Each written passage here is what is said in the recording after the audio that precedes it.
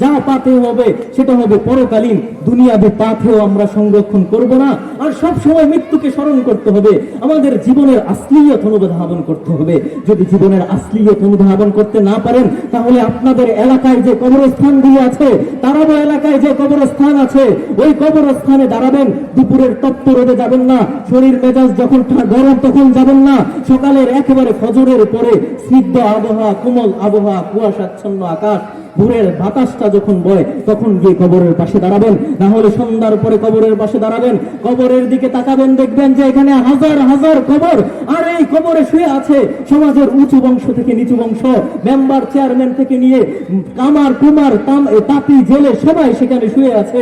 অনুধাবন করবেন, কবরগুলোর দিকে তাকাবেন, হায় আল্লাহ, এই মানুষগুলো এক সময় দুনিয়াতে ছিল, তাদের বিশাল বাড়ি ছিল, গাড়ি ছিল, অডেলে সম্পদ আছে। অমুকের বাড়িটা 10 তলা এখনো পড়ে আছে, আহালিয়াল কেউ নাই যে বাড়িটা দেখবে।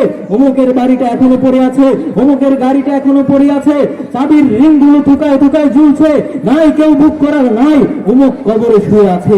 জীবনের আসলিয়ত যদি মাউতকে স্মরণ করতে চান, একবার কবরস্থানে গিয়ে দাঁড়াবেন, অন্তরটাকে নরম করে দাঁড়াবেন, অনুধাবনের জন্য দাঁড়াবেন, শিখার জন্য দাঁড়াবেন। হায় আল্লাহ, এই ঘরে আমাকে আসতে হবে। আজ আমার যত অহংকার, ওই যে বাড়িটাকে সাজাইলাম 10 তলা, ওইটাকে আমাকে ছাড়তে হবে। আমার যে গাড়িটা আছে ওইটাকে আমাকে ছাড়তে হবে। ছাইরা এই যে হাজার হাজার মানুষ দেখা যায়, ওই যে 2000 সাল থেকে আরো আগে, আরো শত শত বছর আগে যারা এই মাটির নিচে শুয়ে আছে, তাদের একজন আমিও হব। আমিও তাদের মতো এখানে শুয়ে থাকবো। হয়তো আরো কয়েক বছর পরে আমার মতো কেউ এসে কবরের পাশে দাঁড়াবে, সেও তার জীবনের আসলিয়ত অনুধাবন করতে চাইবে যে আমি এসেছি, আমার হায়াত এসেছে, আমি পৃথিবীতে কিছু মুহূর্ত থেকেছি, আমি পৃথিবীতে কিছু মুহূর্ত থাকার পর আমাকে আবার ওইখানে ফিরে যেতে হবে, আমাকে আবার ওইখানে ফিরে যেতে হবে। আমার গাড়ি ওইটা, আমার ঘর ওইটা, যেটা 3.5 হাত মাটি, ওটার জন্য আমাকে যা করা দরকার সময়টাকে কাজে লাগাতে হবে। একটা সময়কেও বেখেয়ালি কাটাবো না, একটা মুহূর্তকেও অযথা অহেতুক কাটাবো না, সমস্ত সময়টাকে কাজে লাগাবো। বড় কোনো আমল না করতে পারি, জিকির করব, দোয়া দুরূদ করব। এই যে এখানে বসে আছি, মনে মনে জিকির করব, কানে কানে শুনবো, এখানেও আমার আমল ইবাদত হইতে থাকবে। আল্লাহ তাআলা আমাদের সবাইকে সহি বুঝ দান করুক। মৃত্যু আসার আগে আমাদেরকে পাথেয় সংরক্ষণ করার তৌফিক দান করুক। আমাদের পাথেয় যেন না হয়ে যায় অডেলে সম্পদ, ব্যাংক ব্যালেন্স, আমাদের পাথেয় যেন না হয়ে যায় বড় বড় গাড়ি বাড়ি।